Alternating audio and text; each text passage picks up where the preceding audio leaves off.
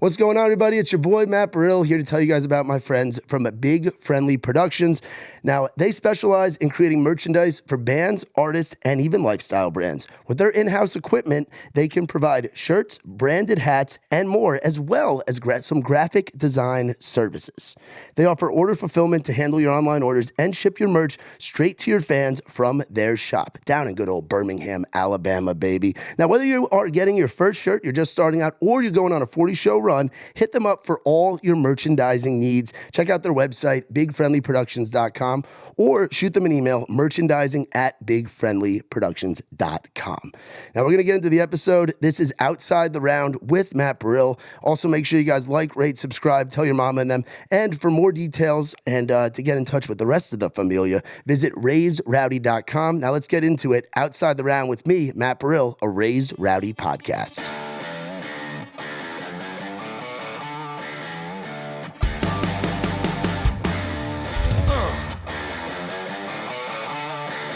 Come on. This is Outside the Round with Matt Burrill, a Raise Rowdy podcast. Yeah.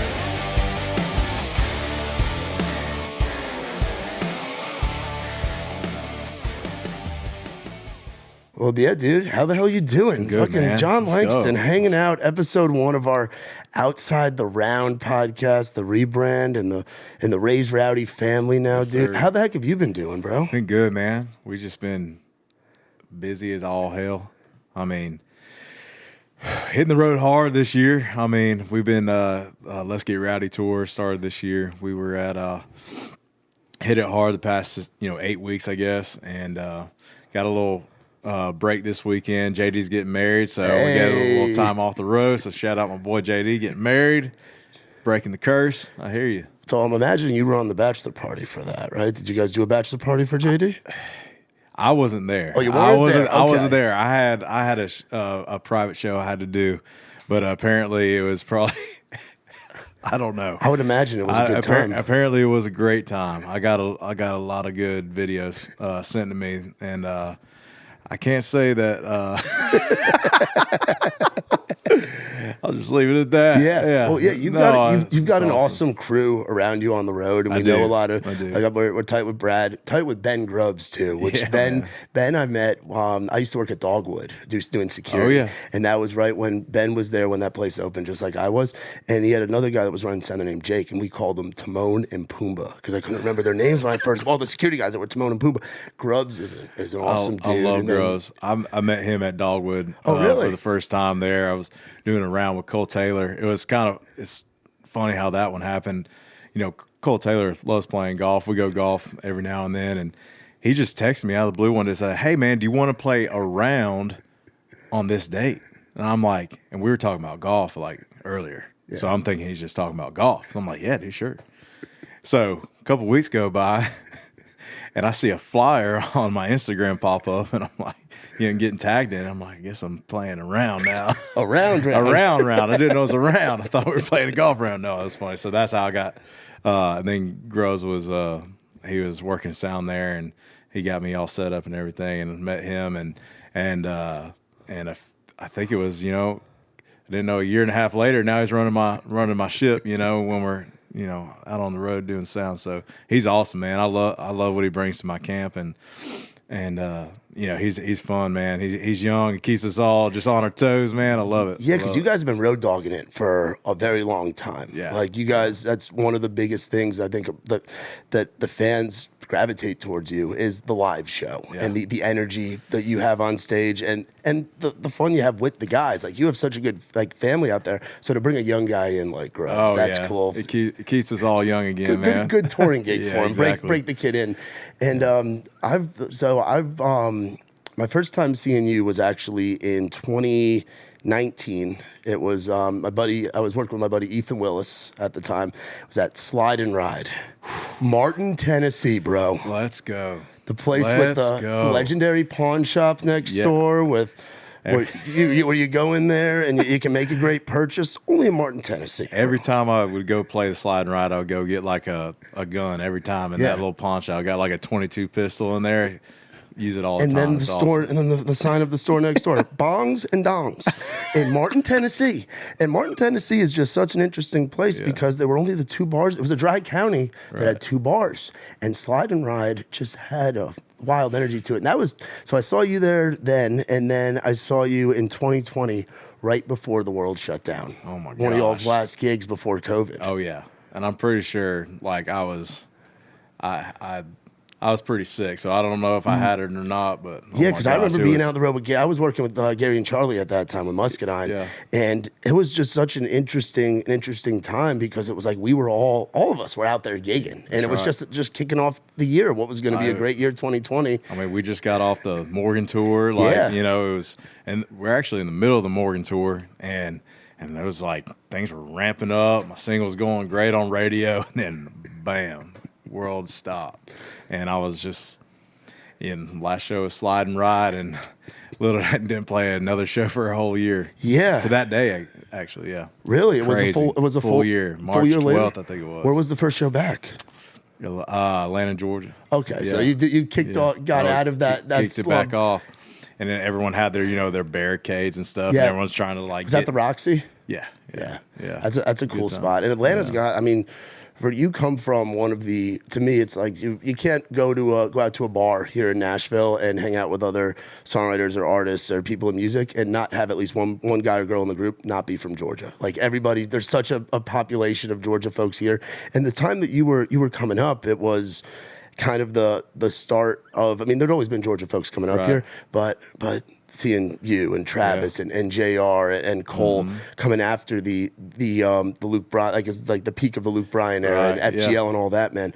You came up in such a cool time. It was also a great group of guys. I mean, me and Ray Fulcher moved up the exact same day. You know, Ray's we another one. were talking about, you know, hey man, where you at? I'm on right behind you on 75, bud. You know, like, so it's just really cool to see all like, you know, that group of guys and everyone's success and just like how everyone's journey is just, you know, went different ways, and just awesome to see how it's all, you know, it's been a long 9-10 years. It's been crazy and cool to watch your friends chase their dreams, man. It's, you know, we didn't know what we were doing. We were just like, hey man, we're just gonna, you know, try this thing out. You know, I didn't know. I knew like 2 people when I moved, you know, 3 people, Ray, you know, Travis and Jordan, and I haven't really met Cole Taylor yet. So it's just, you know, I met him when I got up here and everything. So it was really cool to meet those guys and us all, you know, learn together and stuff. Yeah, was it awesome. tough to leave the local scene of Georgia? Because the gigs down there, you just have gigs for days. Yeah. With all them college towns. And Yeah, shout it out to the old Peachtree Tavern and the Peachtree Gin. Tavern, the and Gin. Blue Water down in That's right. Valdosta. And That's just right. so many spots. Yeah. And back in the day, it was Rum Runners down in Statesboro. Oh, God bless Statesboro, God Georgia. bless That is one of my Statesboro. favorite places that I've ever been. I mean, I tell you what, there's some memories down there. There's some memories, man. It's you know, when I was first, you know, starting out, when I went to school at Gardner Webb in North Carolina, so I feel like every other weekend I was just driving down to Georgia somewhere, whether it's Statesboro or Valdosta or, you know, Athens, and I, you know, grew up 30 minutes from Athens, so it was a nice little ride home, and you know, go play Jinko and like Generals. Like I remember when I told the bar owner, I was like, hey man, just let me come play for free, and next time, like, I'll take the door. I'm just trying to get my foot in the door, you know what I mean?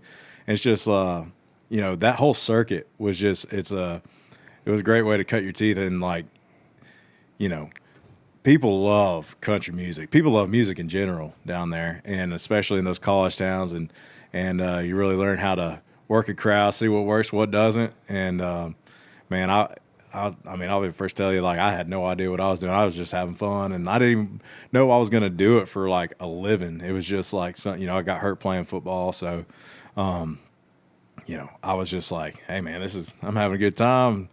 It makes a little bit of money, and you know, and it wasn't much. It was just, you know, free bar tab, and I get to fill my truck up to get back to school, Yeah. you know, and but it wasn't until people started, you know, singing these songs back that I was writing, and I was like, man, this is cool. This is what I want to chase. There's nothing better than a show in like Athens, Georgia, and they're singing back one of your early songs, like a Forever Girl, like some of those songs that you guys are writing within, like songs that you're writing with your buddies, figuring it out, and you see it start catching in the college markets. And I mean, guys like Brantley Gilbert were doing this early on. Like Corey Smith, those are kind of the forefathers, and Colt Ford, and those guys, where it's like you start out in the college towns and you just keep growing the circle around Athens, you keep growing the circle around Millville, and then you cross over the Bama line, you cross over the Carolina line to like places like Wendell's or the Blind Horse Saloon, or even smaller bars. Coyote Joe's. Oh, dude, Coyote Joe's. That's man. one of my favorite places to play. Dude, Alan is one of the best. He's the best, man. He treats us like family, man. And it's just it feels like going home every time we go back. Dude, yeah, there's and that's something that I was really excited about having you on this podcast, because I think we've been to probably so many of the same venues over the years. And the Southeast, to me, coming from New York, I didn't know what to expect when I started working with Gary and Charlotte. My first weekend with them was Huntsville, Alabama, at the old sidetracks there. It was my first night meeting Bradley Jordan and Thomas Traynor, too, the Peachtree Boys. And then the second night was at the Crazy Bowl in Macon, bro. Bragg Jam. And I got introduced to the South real quick, learning, because Macon's a wild one, too. Oh, Macon. I remember my first time playing in Macon. It was a Whiskey River. I don't even know if it's still there, but opened up for Cole Swindell there, acoustic. I was like a deer in the headlights, man. This was my first time like playing in front of like big crowd.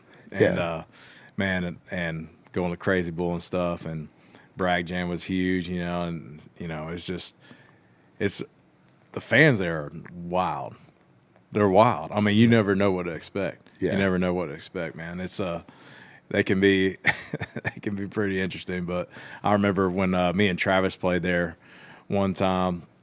That was when it started the shotgunning thing, and we were starting to do the shotgun thing, and then next thing you know, there was like 10 people on stage shotgun. I was like, what's going on? I have no idea. But it's a party, great. Dude. You guys were doing ticketed shows and running them like the frat party college bar thing, like that you guys came from, and people love that shit. Yeah, man. We did the Peachtree Tavern. We did a thing with Derek Chitwood, and they came out, and Peach State Pride, was sponsoring the little tour with me and Jordan Rager and those guys, and that's exactly what it was. Everyone just knew what they were coming to. They were coming to a party, and that's what I kind of, I love that about the energy of a show. Is just people came there to have a good time. And this is what we're gonna do, and we're gonna have a good time. We're gonna drink some beers, and it's just like good buddies sitting around at a fire at the house. That's what the kind of thing I want to bring to a show. Yeah, and Peachtree. So I never got to go to Peachtree Tavern. That was before my time of being in the scene down here. But that was Bradley's joint that he owned, right? Yeah. So how did you first get hooked up with Bradley Jordan? And because you guys got to watch that whole Peachtree thing take off to being the biggest promoters in the Southeast now. Actually got my first time. Me and Jordan Rager went to Cole Swindell's in 2013. Went to Cole Swindell's showcase down there. And it was before I met Carrie, my manager Carrie, she was manages him, and I didn't know anybody. I just was going there with Jordan Rager, and he knew Bradley Jordan. He had him come play at the tavern, and I was just sitting there just watching this whole deal go down, and it was just awesome to see. I was such a big fan. I had the Cole Swindell burnt CDs, like Beer in the Headlights. Luke ended up cutting, and I remember being 20 years old in there going, Beer in the Headlights, play beer. I was that guy that day. I was that guy. I was that hits. I play the hits. Yes. Oh, come on. I'll never forget that, man. It's so cool to. And then I met Bradley that night, and we didn't let's work together, put me on shows, but we just introduced myself, and it wasn't until probably 6 months later that we started doing some shows, and I put a band together, and because it was a little rough up until that point, really learning how to play with a band. My first time playing with a band was actually at a frat show in Kennesaw State. Ooh, Kennesaw, baby. Oh, yeah. The Delts of Hazard party. Ooh. Oh, flatbed trailer. About 800 college kids, man. Open up for Chase Rice. No security. Of course not. Ask Lazard about it. It's crazy. It was fun. But I got a call from my buddy, who was who's like the chairman or whatever in charge of it, and he said, "Hey man, you want to play a full band show? I know everyone's loving this Forever Girl song." I was like, "Hell yeah, dude, let's go." And so I was like, he's like, "It's full band. Can't really pay you nothing, but it'll be good exposure for us." Sure, man. So I called up my buddies down in Atlanta where I just recorded those songs in a basement, and I was like, "Hey, can we put a band together and go play the show?" They were like, "Hell yeah, let's do it." So we stayed up all night, rehearsed, went the next day like zombies, just like trying not to mess up. And man, we played the show, and I mean, it's so funny. Look at those pictures. I mean, we were so green. You got to start somewhere. I mean, though, it was bro. awesome, man. Like, we were just making noise. We were just up there just having a time, man, and playing, everything from, I think we played like Round Here, FGL, Yeah. like Drunk on You was like top of the world, and it was a good time. But at the end, I played Forever Girl, and everybody was just screaming the whole song, and I was just like floored by it. And and right then and there, I knew that's what I wanted to do. It was awesome. Yeah, first full band show, have the crowd singing back an It original. was crazy. That's when I knew. I was like, man, that's what I want to do for the rest of my life. I don't know how I'm going to do it, but we'll figure it out. How were they hearing the music at that point? So you had the music out on at that point it was like iTunes, Man. like early days of Spotify. Were you like a big YouTube guy, like on Vine and shit? Vine and YouTube, like those are the days, man. Oh, Vine. It's amazing what 10 seconds can do of a clip, or 5 seconds, or whatever. Like 6 or something. Yeah, 6 seconds. 6 seconds. Yeah, man. I was like, it was crazy, man. There were some videos went viral on Vine that were like with my dog. We were just doing funny videos, and then like I would do some singing videos and stuff, and those would take off a little bit. And then what was really helping us out was the YouTube though. YouTube was just going crazy because it was so easily shared on Facebook and stuff like that, and throughout other social media. So I mean, that's kind of how it's kind of spread like wildfire, especially that song. Yeah, and in that era too, man, you had Gary and Charlie doing what they're doing. Maybe a Oh, little bit yeah. later than that with their Musket on Mondays with old Money Matt back in Oh, the yeah. day, and Luke and Taylor Ray Holbrook and like the guys that were coming out. So you moved to town, you said same time as Ray. So that's Yep. what, 2014. 2014, man. Yeah, man. Coming up on 10 years. Coming up. Did It's crazy. you like live in the city? Because I know you're far out of town now. Which congrats on that, by the way. Thank it's you. I nice appreciate to it. have a spot with some land, and you come into the city when you need to, and you don't Exactly. got to navigate through Demumbrian and Division every night and man, deal with the chaos like you did 10 years ago. Exactly. It definitely keeps me out of trouble. But no, I moved to Bellevue when I moved to town. It was like 15 minutes from town. I literally had never been to Nashville in my life. Didn't go to visit the apartment or anything. You were just like, this looks good. I was It's like, in the this budget. looks great. It's in the budget. Why not? Let's go. Do you have roommates? No, I just had a little one bedroom because I didn't really know anybody. I wasn't really, everybody the 2 guys I knew, they already had, they were already rooming together. They didn't have no room for me. So I was like, well, I'd be like, hey, let me sleep on your couch, even though, people do that. I was just like, man, I just want my own space. I had a dog. So I was just like, man, I'll just go get in this little spot over here and see what happens. Yeah. And then were you at that point, like, because at that time, and still, even to this day, like, Whiskey Jam is still a huge thing. And Ward, I call Ward the Godfather. As a guy that hosts events and does stuff in town like that, Sure. we refer to Ward Gunther as the Godfather, But at that time, you have Ward doing his thing. You have Revival starting with Big Revival Rob. was And huge, yep. So were you? Those were the days. Were you getting out and playing at those spots? Those Yeah, were- me and Luke Combs, back in college, like me and him, he would come down to Gardner Webb and we'd go play the Mexican restaurant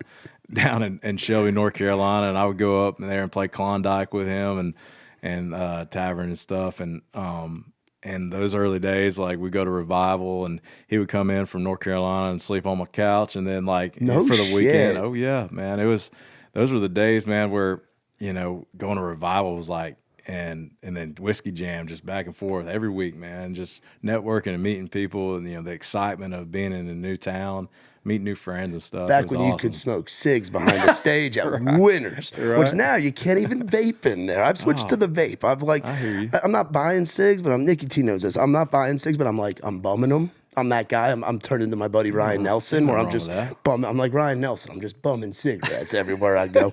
But like I was hitting the vape the other day, and the security was like, you can't do that. And I'm like, whoa. What are you talking about? What kind of places? But I'm like, this isn't my Winners. But now you go upstairs, and they've got like the smoke. They got like the hangout up there and stuff.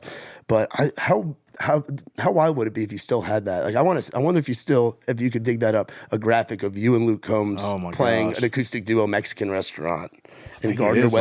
I think it is. I think you can scroll down through my Instagram. It's probably on there. Because I saw Lane and Bradley on the 65 South account recently shared a Riley opening for Luke at Zydeco back in the day, which you probably have memories of Birmingham too. Yeah, Zydeco. You guys were just at Iron City not too long ago, right? We're in Iron City. Yep. It's a cool spot. I love it. Birmingham's just a wild town. It is. I mean, especially those early days, man, in Zydeco, man, everyone's crammed in there like sardines, like everyone's just sweaty. Them low ceilings. The low ceilings.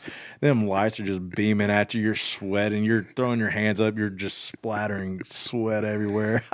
Yeah, there's the bathroom situation like off there in the corner of the green room with those old couches that some shit's been going down on them couches. You know it, man. You just stand up the whole time. What was your first gig outside of like the Georgia, outside of like your home base of Georgia and Carolina? First gig outside of it was actually another fraternity show in Alabama. It was at Troy University. Me and Jordan Rager went down there. Troy's wild too. Yeah, that whole area of Troy, Dothan, like they get South Alabama parties.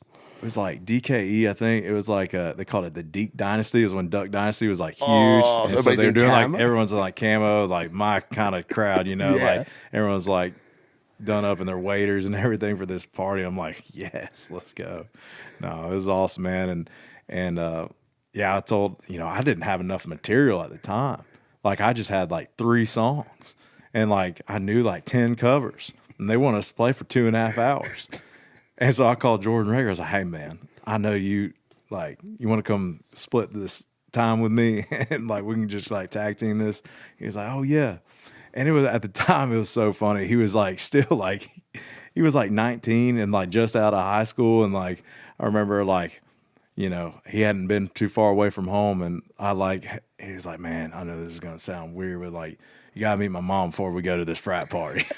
I was like, take it. Mama Rager is awesome, by the way. I've met her a few times. She's awesome. She's awesome, Connie. I love his family, and I love them, man. And but yeah, so I finally met. She was like, okay, you can go to this party and go play out of state with some random guy.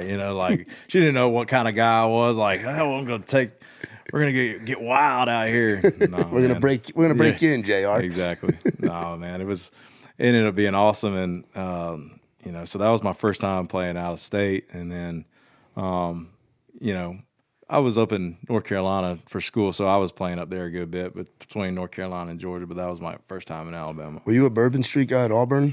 Did you ever do any shows there? We did there? do there. 2015, Bradley put us in the Bourbon Street room, man. One time. I got to do it once. Because Auburn was another spot where like a lot of just stuff came out of like those college, and then like Druid City in Tuscaloosa was a wild time.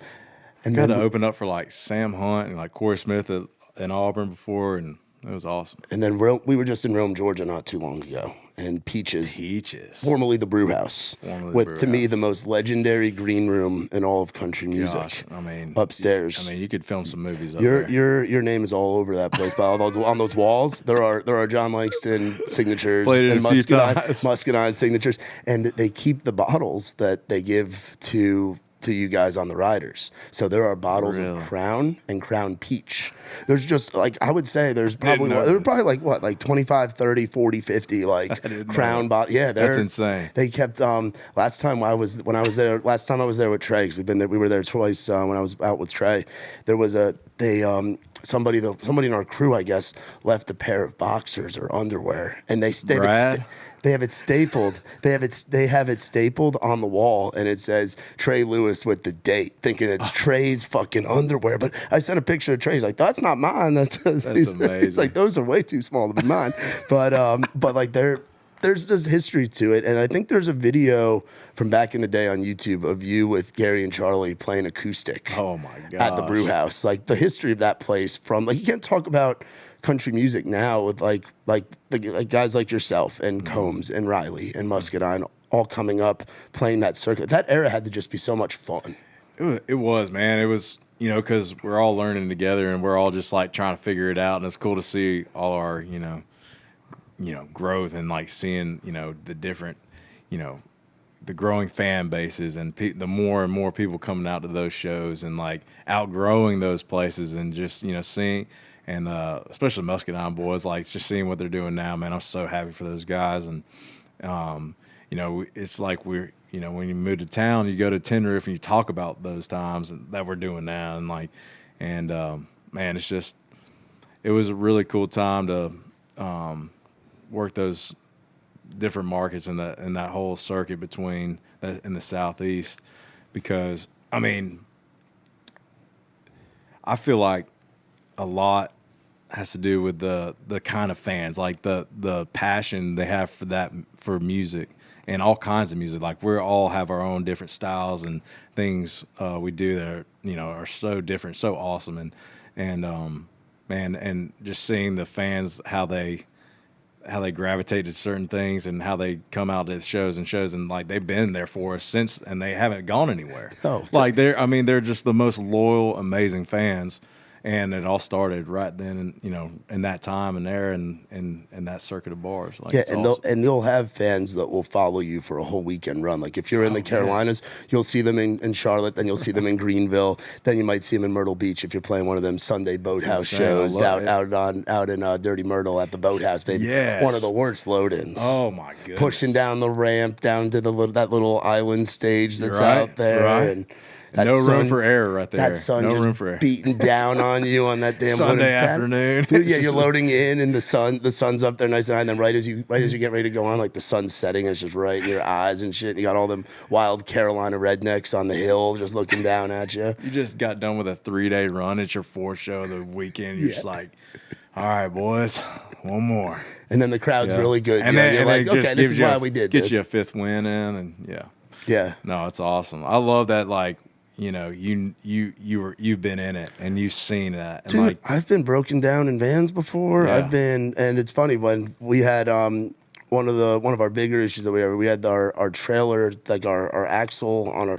something with our trailer happened where one of the wheel bearings fell for whatever. Right. My first call was JD Groover, and I was like, JD, what do I do? If anybody knows, it's that, man. Like, we've seen it all.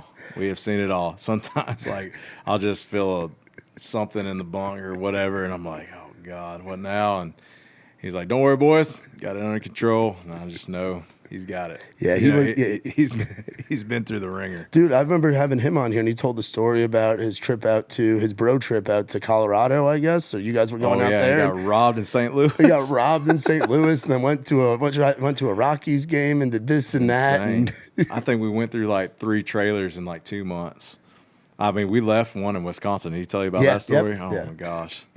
Just left it in a Walmart parking lot. Told the insurance, we're like, sorry, there it is. Drop the pin. And you still found a way to get to the gigs and do it, man. That's part of the road life. That's part of it. It's a grind, man, and just being around the whole crew, but just guys who can embrace it and just be like, well, this is how it is, and not just getting down or having because it can be easy to get down out there and but just having guys that are just, have good spirits and just... Especially in a van and trailer. Or in the early days, an SUV. Yeah. Or a fucking sedan. Church van. Whatever you can get your hands on to get from point A to point B. Right. Like, there's guys, I mean, I'm sure you probably did the pickup truck or the SUV thing back in the day. I did a pickup truck for a long time, and then SUV a few times, and then did the church van thing for the 15-passenger. Yeah. A long time. Did that for a long time. What was yours? Was it a 40 350 or was it a Chevy? It was a Chevy Express. The Chevy Express. Yeah. Okay, yeah. I've driven many miles in a 40 350. Man. Dude, I'd rather go back in the truck than go back. Yeah, dude, the van. Yeah, because how many guys were you packing in there? About 8. About 8. Yeah. So some guys are sharing rows. Some guys are, stacking. Yeah. And then were you pulling a trailer? Or were you fitting all the stuff in the back? Okay, Yeah, pulling a trailer. Driving. Especially going down those big grades in Virginia. Virginia and We had some. talk about Asheville, like the Black Mountains, North Carolina, bro, or Colorado. Brakes are just smoking and just trying not to die and run off the mountain. Yeah, dude, crazy shit. And then the windshield wipers stop working, or this stops working. The vans, man, there's always something with them. Driving through the blizzards in middle of Illinois or Buffalo. Yeah, they've sent you up north in the winter, right? Man. What was your first run up north in the winter? Because that's culture shock for you, being a Georgia boy. Yeah, we got snowed in at the Mohegan Sun one time. Uncasville, I love that place. That's where I'm from, New York. That's one of my favorite casinos ever. They so hook it up. They give you a card and they got a Chick-fil-A there, and you're just like Chick-fil-A and roulette all day. Yeah, until it's time to play. You putting your money on black or red? You a big casino guy when you guys go out there? But so JD, when we first started hitting the road, 2016, he I knew how to play blackjack, but I didn't know how to play. Like I was that guy who the veterans up there were pissed off at me because I wasn't playing the table. Yeah. So JD was like, "What are you doing, dude?" And you're like, "This is how you play it." So every time we go, we play blackjack, and I love roulette just because I have these numbers I play, and I play the hot numbers. You should play the hot numbers, and so we were in Mohegan Sun, and I won $3,500. Nice. In 10 minutes, and they had the pit boss come down and check me for magnets or something. They were scanning me. I was like, "What are you?" I was like, "I swear, man, this is all luck right here. Yeah, I'm not trying to oceans you right now." Yeah. And you said you got snowed in? We got snowed in for a day. Yeah, it was crazy. How much? It was just we couldn't get the van and trailer out. It was literally snow. Because that's kind of near, that's that part of Connecticut that's out there, right, towards the coast. So the snow builds up differently. Yeah, it was a little different. It was definitely past half. We couldn't even get out of the parking lot. It was up to the bumper, and we tried to get out, and we said, "Screw it, we'll just stay for another day." Have you done a New York City show yet? Did. Got to do open up for Cole Swindell in New York City. So that whole load in's crazy. So you got to Yeah. How many tickets you guys get? Everybody gets at least one ticket. Yeah, we got a couple. I know it cost I think it was $700 to get our stuff over there with tickets and renting a truck to get our stuff over there. All the tolls, everything. It was crazy. God, that was man, that was a fun tour. That was 2016, I think. Did you guys eat well when you were up there too? Did you guys do the pizza thing, or do the Cat's Deli thing, or any of that stuff? Man, I don't think we did get to go. We went the night before, and it was the night Trump got elected. So that was crazy. That's my first time in New York City. Dude, what a time. See, I was actually you could hear a pin drop. Dude, it was insane. Yeah, it was insane. That night, funny enough, was me coming back from my first trip ever to Nashville, Tennessee. Really? Was the night election night 2016. What a time. So I was getting back to New Jersey. I went to college in New Jersey, bro. You talk about a wild time. I was the guy that had a country radio show called Redneck Radio at a college in New Jersey. That's amazing. The day after I had my show that week, and people were freaking out. They were like, "Redneck Radio." It was just Trump stuff, this, that, and I didn't even talk about it, but they were just freaking out. It was That's amazing. Great. It was wild stuff. But another city that I really like is Chicago. I love Chicago. And JD said that Chicago is his favorite. You guys know how to do Chicago. We know how to do Chicago. Go to the Cut, get a steak, go to the Mama Hubbard's or something. Mama Hubbard's. I like Portillo's. Oh, Portillo's. I'm still newer to Chicago, but I get my Portillo's chocolate. is great. JD was looking. He loves that deep dish pizza. Yeah, you go to Illuminati's. Yeah. Have you done the festival up there? Have you done Windy City? Windy City, yeah, we've done that. Ed Worm, the Godfather of Chicago. God, man, Joe's on Weed He's Street. another a legend, just another legend that always takes care of us. And man, we love going on Joe's on Weed. That's a special place, man. The hospital is great. It's amazing. That balcony, you get that whole little bar area up there. You get a whole bar to yourself, and you're just looking down, okay. And you see it start filling up, and you just get you amped up. Yeah. There you go. I love it. But yeah, Chicago, man. My first time playing there, I didn't know what to think. I told the guys, I was like, "Hey, man, like it's the first time up here. Crowd might be light. We haven't heard the ticket counts yet, so it was sold out, wild as hell. People screaming. Like I was like, man, okay, country's they up here, they up here, man. And I was talking, some fans and stuff in meet and greet. I mean, they were driving from everywhere though. It was awesome. I think that's what I admire about these fans and stuff too that support my music is just like they'll travel and they'll come out of the woodworks to come support us, man. And it really means a lot. Like you said, like a bunch of people will come to multiple shows a weekend and just kind of follow us around, and I think that's just the coolest thing. And they come like part of the crew, because it's like you can expect them there, and they're sing with you, and they and they're always there for you. And they buy merch. They buy merch. And they drink their asses off, so the venues love it. The venues love they it. Get the ticket sales are great. The energy of the room's great.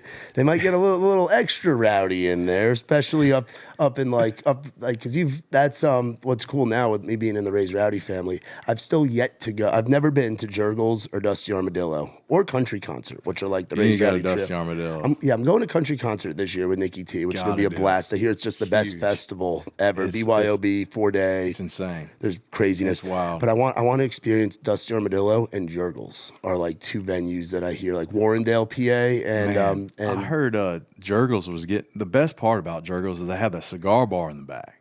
There's a cigar bar in the back of Jurgles? It's the greatest part and I heard they're getting rid of it. I saw it on Facebook because I follow them. That's how much I love. That's how much you love Jurgles. You follow the page. I follow the page, man. And they said they are shutting down the cigar bar.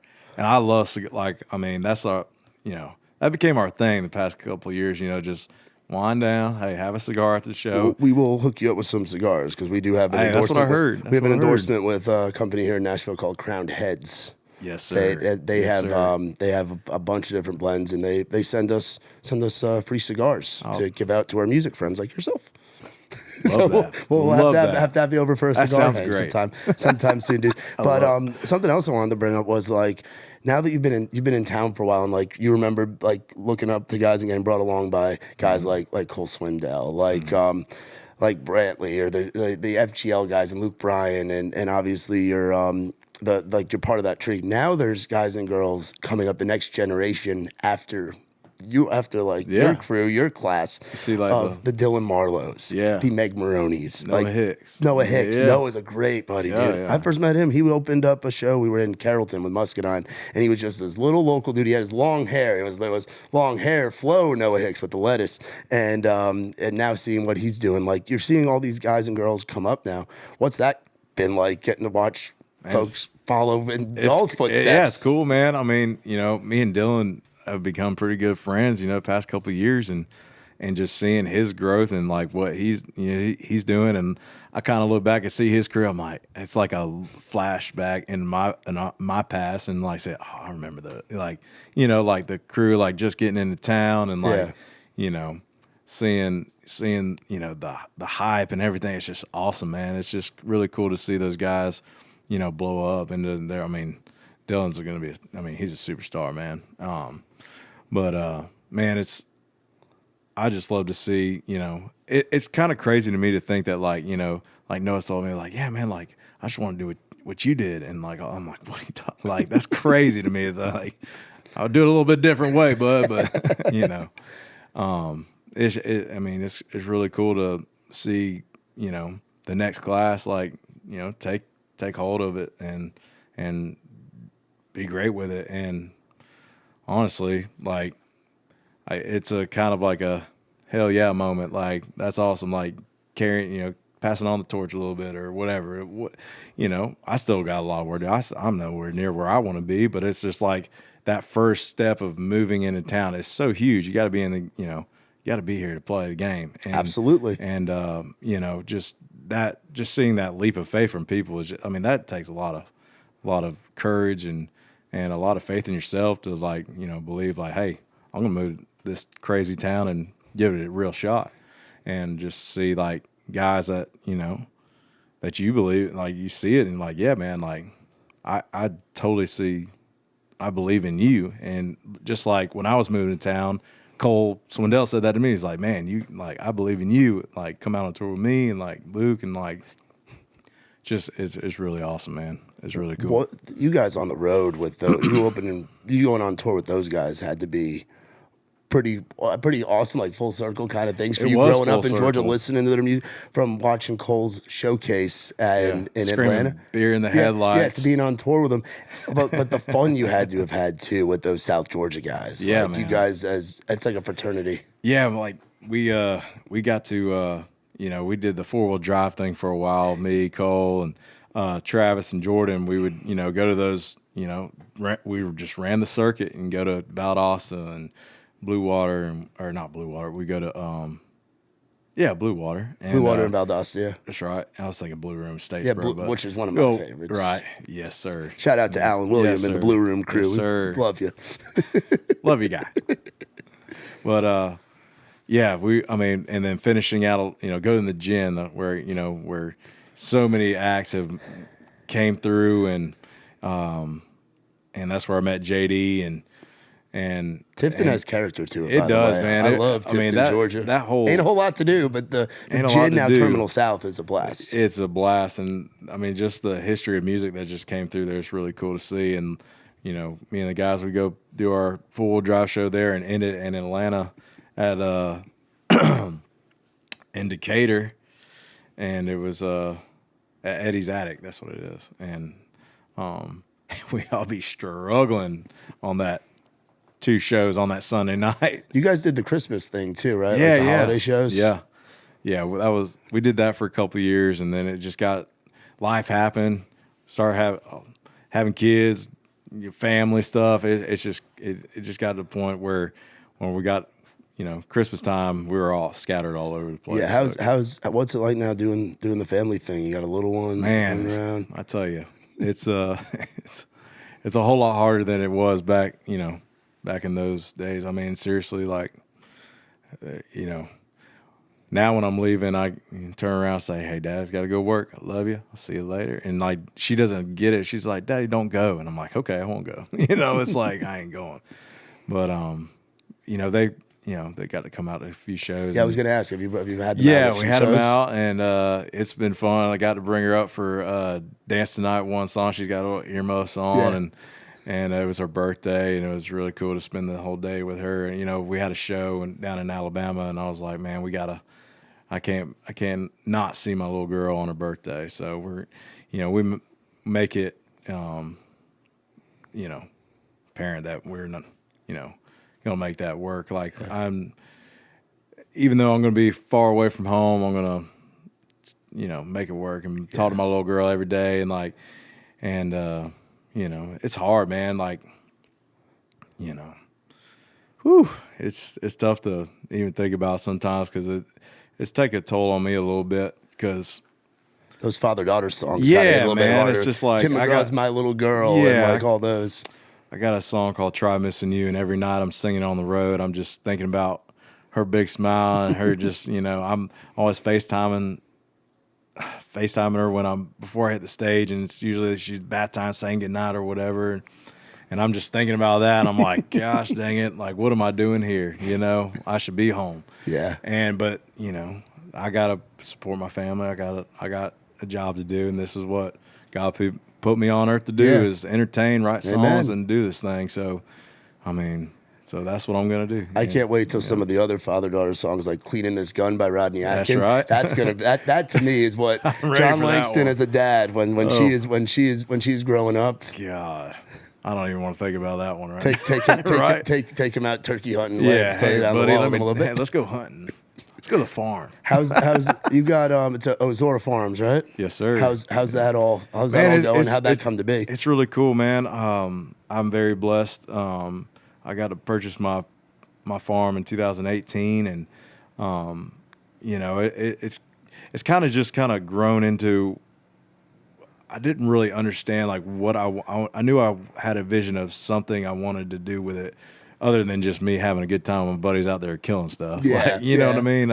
Or have it, for a place me and my family can go make amazing memories. Like, that's, of course, but I want to do something a little more with that. So you know, I wanted to have a place where, you know, kids with, you know, disabilities could come hunt for the first time, and or a terminal illness, and, you know, their family can't afford to go take them, or they don't have a hunting property or something. Like, we can, you know, facilitate that, and we have a lodge. We can put them up in our lodge and stuff like that. So I kind of started thinking about that, and how the merch and stuff came to be to kind of facilitate all that. I was at a photo shoot and I had a bunch of logos on with a label, and they were like, hey, you know, we don't have permission from these certain logos or whatever. And I was like, man, all right. And I was getting kind of frustrated because I don't have any just blank stuff laying around. You know, I got, you know, Carhartt, Bass Pro, you know,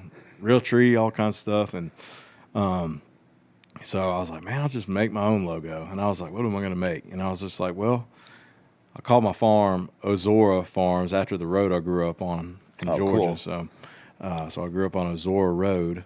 So I was like, I'll just call it Ozora Farms, and then, you know, the Z, and it's got the L in the Z, and then just, you know, I just went with it, and it just looked good. And I was like, the O just like looked like Oregon. I was like, I ain't doing that. So I was like, I'll go with a Z. And it just kind of, you know, didn't take off right away. I just made the stuff for me. I wasn't planning on selling it or anything. And then I was wearing it at shows and stuff. I'm like, where can I get that hat? Where can, you know, fans were like, hey, you know, you got this at your merch booth? I was like, no, well, I guess I should, you know. So I, you know, made a couple orders and sold them online, and sold out like that. Made an Instagram account for it, and I just take that money, and past couple of years we gave it to Dream Hunt Foundation down in Louisiana. Dude. That's great. And so it helps, you know.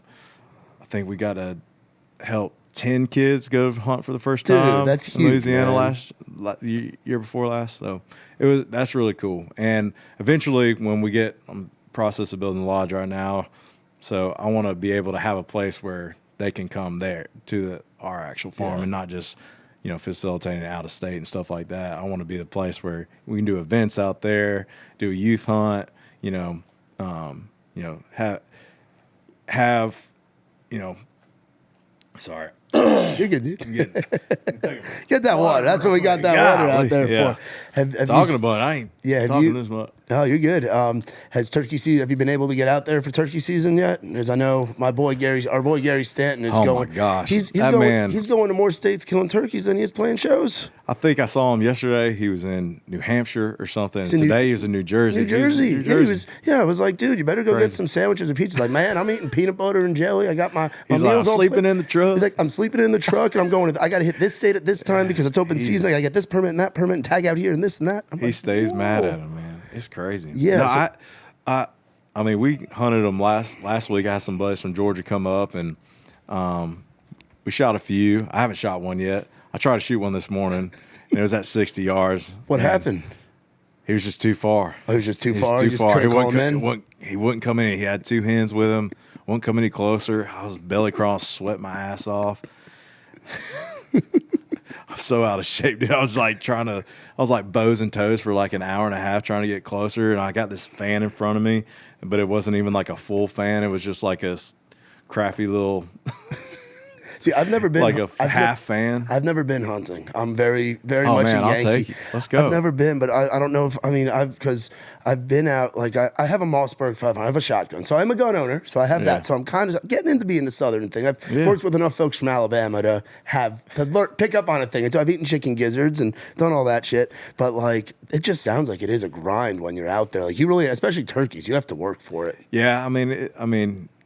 It's challenging for sure. I mean, when it's on. It can be really, really good. Yeah, have you done like the exotic hunt? Like, have you gone up? I have, up man. north, like because I know I saw Screech is up in fucking Montana or something right now. Is he? Yeah, he's like. I mean, like to me, those kind of hunts where there's a huge hike involved, that has to be exhausting. Like you're trying to hunt. Like what do you do? You're up in like Big Sky country. Yeah. You're looking at this elk from like thousands of yards. You're looking under your scope, and then you got to call them in, then you got to hike to them, then you got to get the elk out of there. Like, what do you do with? You got to pack them out and everything. That's insane. You better be training for 6 months for that trip. Yeah, I mean, people do that. Oh, people do it like religiously. It's awesome. I've never got the chance to do it, but I've always wanted to do that. But So you're turkey and deer, primarily ducks. Ducks, turkey, and deer. I've never done the elk thing. I've always wanted to.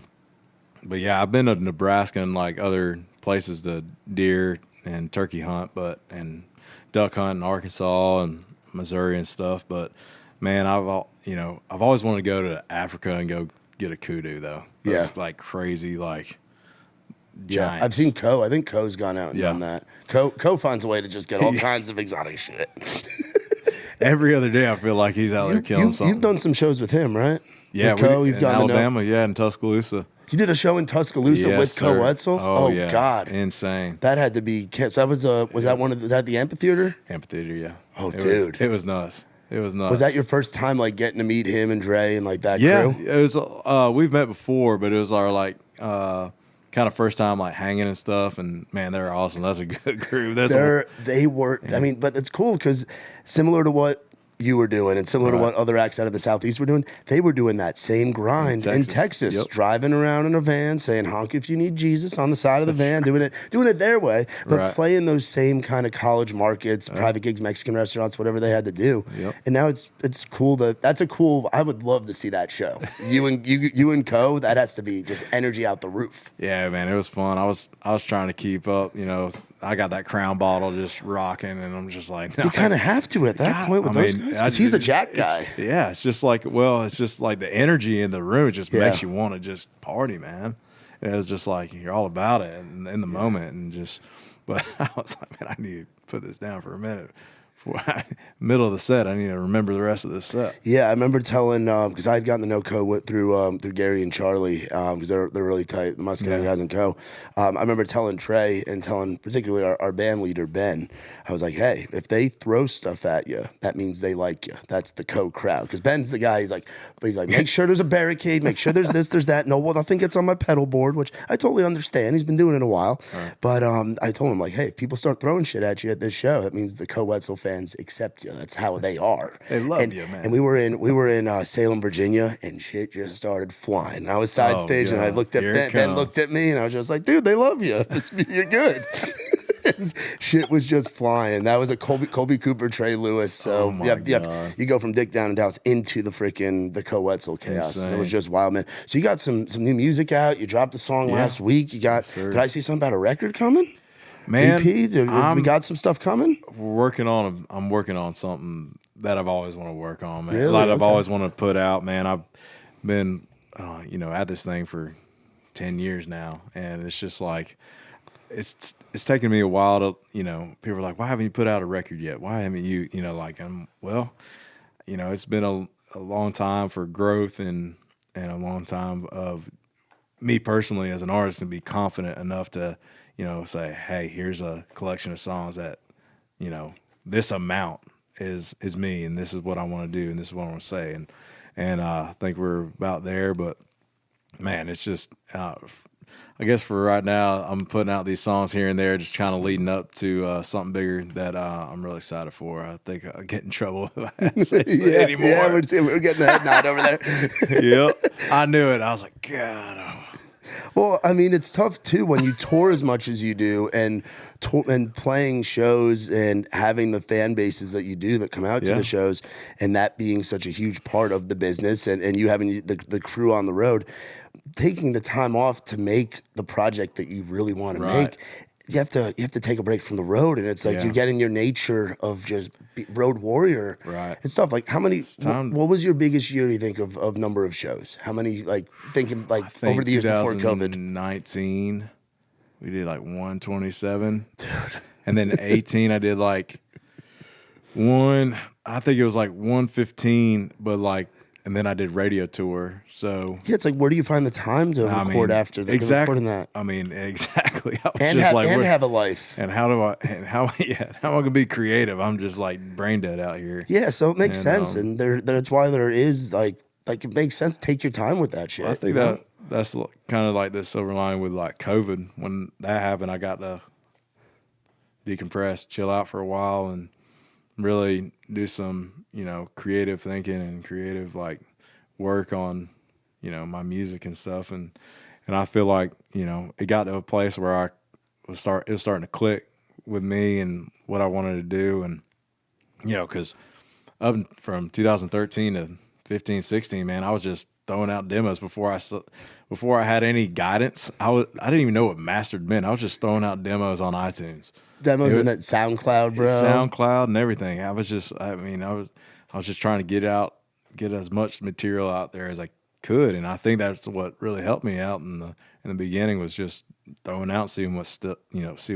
But yeah, I'm really excited for the new stuff. It's exciting because I feel like these fans are going to see my, like, you know, the evolution of, you know, college me into, you know, now I'm a dad and I've been doing this thing for so long, and, you know, I've learned a lot, and, you know, and see what, you know, been through a lot of life stuff. So, you know, I got some stories telling it. So that's important, cool. Man. You gotta have some stories to tell it. Now I gotta ask you some like fun questions here. Of your buddies, who's the best one at golf outside aside from yourself? Like of your crew that you. Terrible. Who? You just go out there, drink a beer, drive the golf cart. I'm just having a good time. Gosh, who's a solid? Because there's a lot of guys that golf in country music. Yeah, Cole Taylor. I mean, he's really good. Him or Tyler Reeve. I feel like Tyler Reeve's always on the golf course. He's a scratch golfer. He's playing with Daly all the time. Oh yeah. I don't know who. I would. One of them. Okay, who's the most fun to be out there with? Because sometimes it's not about being with the best guy. Because you're like, damn, I wish I could do that. Oh my god! Like getting rowdy in the golf cart. I love playing golf with Mitchell Tenpenny. I tell you what. Oh, that's a blast. Fun day. That's a fun day. If I just like, hey, we ain't worried about score. We're rocking today. We're gonna have a good time. I mean, we've played a few times together. It's a good time. Now I love Mitchell, man, and it's so funny. We were playing it. Gosh, what is that course called? Anyways, playing some course, and we just end up just like drinking a beer every single hole. Oh, beer a hole. I used to do that before I got sober. It was my first time doing that, and I definitely had to get a ride home. It was awesome. Dude. A beer. It was awesome. Beer a hole is beer a hole. That's that like scramble golf outing kind of stuff. Like when you have like the town like golf outing or something. Have you done those before? Like played in like golf outings or tournaments? I did the Blue Otter. Oh, Bradley and Megan over at Old Hickory. Yes, sir. Those are fun too. That was a good time. That was probably one of those. We showed up and the Undertaker's there. I thought that was insane. Yeah. I was like, was he playing? He was playing. The Undertaker was playing golf? He was playing golf. Who was in his group? I think he was with Bradley was with Cole and them. I was gonna say Bradley's picking a team with Cole. Bradley's playing to win the game. My buddy BT was teeing off, and the Undertaker was walking by, and they're just both giant human beings. And the Undertaker was like, "Good shot, man." And BT was like, "Did you just see that? Did you see that?" That's all. I mean, I was just like, "That's fucking Undertaker, man." I just can't imagine him like dressed up in golf attire. Yeah, it was a little strange. I didn't really understand what was going on at the moment, but that's wild, dude. No, it was awesome. That's a good time. What's on the Jon Langston rider? Crown. Well, yeah, I figured. If not, you're spending a lot of money on Crown. Yeah. Man. Do you even know it at this point, or is JD just got it to suss the system? I feel like he's just customized it for him now. For him? Bag of Bojangles. I feel like bag of Bojangles on the rider. I was like, what? Because I was looking at it the other day. I just like my notch, like the Tostitos, like chips and just regular salsa. And some sub sandwiches or whatever. Chips and salsa, sandwiches, and Crown. I'm simple, and just like a case of water. I just need some water. But like I was seeing, like we had some some Rehab, some like the what's it called? The Monster Rehab. Yeah. I was like, where are these going? Oh man, we just because he just did the 75 horse, so he had like some little things trickled in there, customized it for him. I was like, okay, I see what's happening here. Yeah, I put cold brew coffee on trays. That was my big thing. Was like them Stoke cold brew coffees, and then Trey would have like the can of dip. And then it's funny because Trey's sober, I'm sober, but the band would drink enough for everybody. They'd go through a bottle of Fireball and a case of Miller every night. So we'd have the Miller and the Fireball on there. And sometimes the venue, like Wild Greg, for example, which I know you said you're going to again soon. Shout out Wild Greg. He'd be like, hey, whatever y'all want, or talking his Minnesota accent. I don't do a good. Do you do a good? Can you do a Wild? I can't impersonate. I can't do it. Some of our friends can do that. Don't you know? That's all I got. Don't you know? We sell out shows at Wild Greg's, and he'll hook it up with like multiple bottles of Fireball, and that's when shit gets real wild. Have you played all of those clubs, the Wild Greg's? I think I have. Because there's Pensacola, Lakeland. And then he had Minneapolis, which he just got rid of. Because he's always suing the cities that he's in.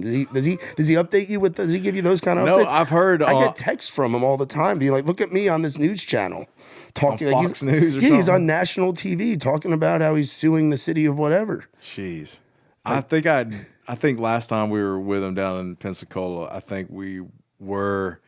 was in a car ride, and I was like overhearing something like that. I'm not sure. Did he drive you guys around in his car? Yeah. Dude, he is the king. I'm not even the king. Yeah, the texting, him driving, because he drove us. We were in Minneapolis, or no, it was in Lakeland. He was driving us to. We were on the road with Bob with Kid Rock, and he was driving us from his Lakeland location to the amphitheater in Tampa. And he was on the interstate, and he's like sticking his phone, like sticking it in like Trey's face in the front seat while driving, but still bag. We're like, oh man, you never know what you're gonna get with Wild Greg. And the load in is always fun. To Pensacola, they've made it better. Yeah. The lift. Oh, they did? Well, they have the lift now, right? I thought Ben was telling me. Yeah, the four they've lifted up over the front. Sketchy as opposed hell. To the elevator. It's the sketchiest thing I've ever seen. I was like, my gosh, if it's gonna fall and did your stuff fit in the elevator? Because you guys have those. No, we got those carts, so they didn't fit in the elevator. So you got to do the lift like outside the building and over into the loft thing. It's insane. Yeah, Pensacola's I'm just wild. Like, Grubbs, you figured. Yeah, Grubbs, your PM. This is what we pay you for, bud. Yeah, exactly. Some of your favorite spots and what would be, because you don't go out in town as much anymore, because you're down, you're out of town. But if you were to come up into town, what bar do you think you'd be going to? Man, what's your vibe now? Well, it's different than it was. Yeah, it's different for sure, man. I've been going to Sperry's in town, going to getting a steak and over there in Belle Meade. Have you ever been to Sperry's? It's the best. Like I haven't spent. If I come into town, I want to go get a steak. Go to E3 or E3. I've been to Sperry's over there. I got to check that out. The E3 bar on the rooftop is that's on brand too. That's all in the family. Oh yeah, that's right here. Family. Yes, sir. So I say those two places, chill. You can have a good drink and some good food. But man, I will find myself at Tin Roof with the boys, on a after hours. JD texts me sometimes blue moon. Hey, Tin Roof after hours, and I'm like, okay, I'll go. What does this mean? Run. And it's just people just hanging out where nobody else is allowed in. That's all it is. It's just Tin Roof after hanging hours. Out. Yeah, man, it's and a bunch of those guys, you know forever, and you got JD in there. DJing and stuff, playing Neon DJ Moon on repeat. Yeah. It's like, come on. Yeah, he does have some good bits like on his Instagram with when he does like the voice stuff where he's like he's playing and singing to Brooks. Not like he was learning. He was like single coming soon. There was a minute there. He was like really practicing. I was like, oh yeah. I was really impressed for a little. For a minute there, he was like every show, he would like grab my guitar and just like practice. Do more than just make sure there's batteries. He'd be like, hey, come check this out. And he'd play a D chord. He's like, it's a D chord. I'm like, yeah. I love JD walking around as now like watching from the crowd. JD as a TM like on stage before there's like just making sure he just walks around like a boss, man. You got a good crew around. And then after the show with the Sharpies and stuff, like you guys have it down to a system, man. It's a system for sure. Sometimes like he's so locked in. I'm like, is everything okay? I'm like looking. I'm like, he's oh yeah, we're good. And I just have to make sure because sometimes he's so honed in and he's just so much stuff's going on. Sometimes it worries me a little bit. Just like I need some reassurance, bud. Make sure everything's all right. That's awesome, man. Favorite college town in Georgia? I mean, I guess you got to say Athens, right? I say Athens, I guess. But if I didn't have to say Athens, it's tough because there's so many of them, and you've had good and probably bad times in all of them. More good times than bad, hopefully. Bro. I know I've had good and bad times. Oh in all of yeah. them. I mean, Athens is, will always be, starting out there and everything, and Georgia Theater and Jinko. I don't even know if Jinko's there anymore, Generals and stuff, but 40 Watt and all that. But I mean, I'd have to say the heyday when Statesboro was rocking. I mean, that was just like the whole, like, you got Rudy's right there, you got Rum Runners and Retrievers right there. Dingus McGee's down the road, man. It was just it was a cool vibe down there, but yeah, it was. I mean, it's still, you got Blue Room there now, Yeah. and it's just like, it's still like a great place to play music. I saw Meg Maroney was just down there playing. Oh. And her and Logan Crosby. Well, like there was like 5,000 people out there. They had to do it outside. It's insane. Her first Good time for her. playing down there, on her first tour headlining ever. She's putting So- 5,000 people outside of the Blue Room in That's Statesboro, and every that's- girl singing back every word. And guy probably. Yeah. Yeah. Oh yeah. I saw, like, she posted on her story, like, these guys, like, in her hoodies and stuff. I was like, good for, like, that's amazing. Like, it's so awesome. I'm so happy for her. Yeah, you met her when she was at school at UGA, right? Yeah, we played Coming up in the scene. played their philanthropy event, and wow, oh man, that was a long time ago. It was 2016, 17, and she opened, and I was like, man, she's really good. Like, she had some, some original stuff, and she opened up for me at the Georgia Theater, and she just became a good bud, and like, I'm just so happy for her success. It's really, she moved, came up to Nashville, introduced her to a few people, and she just watched her shine, man. It's just Yeah. like, it was awesome. It's so cool. So cool, man. Yeah, and it is cool at the end. She still says, I still want the dogs to win. She keeps her Georgia roots. Man, she had on that Tennessee jersey the other night. I was like, God almighty. She's like, it kills me to have this Tennessee jersey. I was like, yeah, it kills me too. Like, kills everybody. No, I'm just messing. But I guess it is what it is. Yeah. What can you do when you got a song that, Tennessee Orange, you got to do it, man. Of your SEC Because she was in Knoxville, I think. Yeah, you gotta Yeah, play you that gotta guy. do it. That's like Gary and Charlie always said when we were in Tuscaloosa. I'm like, are you gonna say War Eagle? And like, no, we don't want to die. Yeah, we're not yeah. gonna say War Eagle in Tuscaloosa, but we will say it everywhere else in Alabama. I was, I would do a She So Georgia remix, and when we were in other SEC schools, I'd be like, all right, we're going to do a She So Bama tonight. All right, here we go. So, and sometimes it would go over well. So, sometimes it did not at all. She's so Starkville. She's and so Rick, and Starkville. Rick would get a tear in his eye. Did you hear about his cow, by the way, that he has? Have you heard about this? What? The cowbell? No, he has a cow. Like, him cow. and his wife have all those animals Oh, and yeah. stuff. Oh, yeah. Did you ever hear about the calf that he had? No. Oh, Rick watches the podcast, Yeah. and he was gonna, like, so he told me this last time we were there earlier this year, and he told me, he's like, look at this cow. He's like, do you know what the name is? And he named the cow Jon Langston. Him and his wife adopted a cow. Him and his wife adopted a cow. We're gonna throw photos and stuff in this, Ike, when you do this clip. He has a photo. He has a cow. He has a baby calf, and it's named Little. He named it was Little Jon Langston. Now the calf's like become a cow. So next time you're at Rick's, because when his wife adopted it, I think it was one of the times you had played there, or you had just played there, and she was like, "What do you want to name it, Rick?" And Rick was like, "Well, we're gonna name it Jon Langston." That's insane. So he has a cow. There's a cow There's a on cow Rick Welch's named farm. Jon Langston. Named, and it was Amazing. Little Jon Langston. There's pictures. I mean, Little- I'm gonna show little you. Johnny. Yeah, Little Johnny on Rick's farm, which is the most Rick's Cafe That's- thing ever. oh my Because you've gosh. played that place probably, what, That's 10 times insane. over the years? Yeah. Like, that just is about. one of the best clubs on the circuit. Rick, why wouldn't you tell me this, bud? Why you keep this from me? I hope I didn't ruin a surprise. He might have had a big thing going. Yeah, he like a probably big- was like going to bring it on stage. yeah, he was going to walk it on stage. Rick would do that. He would, He though. would, with a cowbell, and everybody be ringing their everyone damn had this cowbells. cow going crazy. Yeah, you never. I'm surprised you didn't hear about this because he sent me Oh my pictures of it. Gosh, dude. No, I went over to his farm and like we saw the horses and Yeah, he showed now- me around now stuff. there's- They now got a there's spread over there's there. There's a Jon Langston. Where's Rick? That's See if insane. he's got the picture of it. I had no Where is it? idea.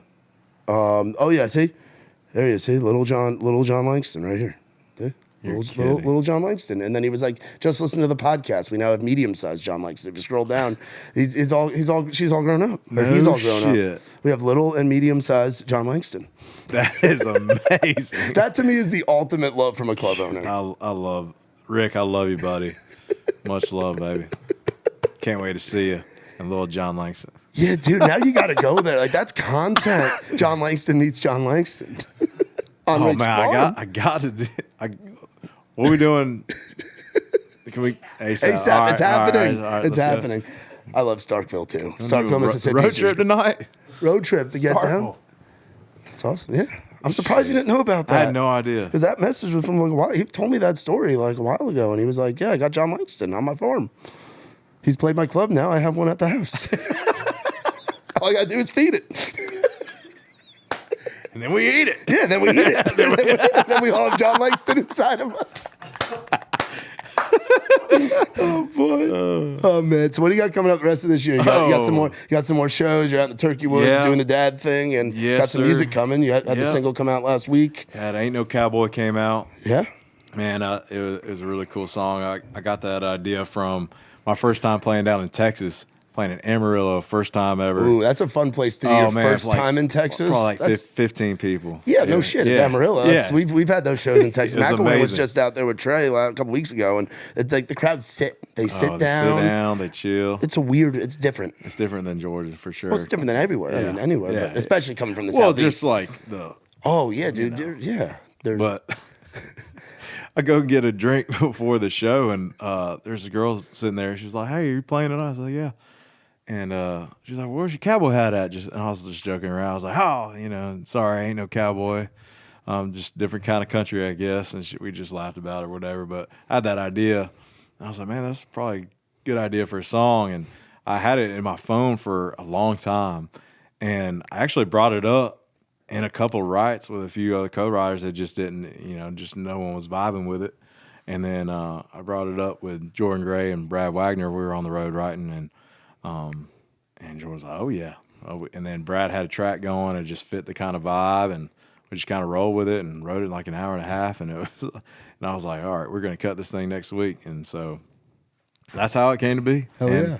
And I love the story of the song. Like I just, the whole like sonically it's really cool. It's kind of it's got this like, nostalgic kind of feel to it. It's pretty cool. So I hope the fans are loving it. and they're and like you said, just a different kind of country. Yeah, That's just a something different that kind of any guy or girl can relate to. Yeah. Like, I'm country. You don't need a cowboy hat to be country. Yeah, you especially, don't- yeah, I know. especially from good old down home Georgia. That's right. That's right. You still can't get over the John Langston. I can't get over it. It's just, that cow's in my mind, and I can't get him out. We need to get shirts. Little Jon Langston. We need to get merch shirts. Little We need to John. sell It's like- shirts with the cow. I feel like it's like Little John though, and it's like Yeah. Oh, Little John. Yeah, with the sunglasses on. Yes. Yeah. he's like yeah. Man, what show? Insane. What shows you got coming up? Do you know the calendar off the top of your head? We got Wild Greg's Wow, Greg. in like 2 weeks actually. Does he intro you guys on stage too? Does he do that for you guys too? He has before. Yeah, because he Yes, still insists on doing Yeah. that. He's Yeah, insists. he he's has done that. before. Yeah, he comes on stage, tells the people what's up, gets in the DJ booth, gets him rowdy. tells the stories about Uncle Cracker and tearing up the tour bus.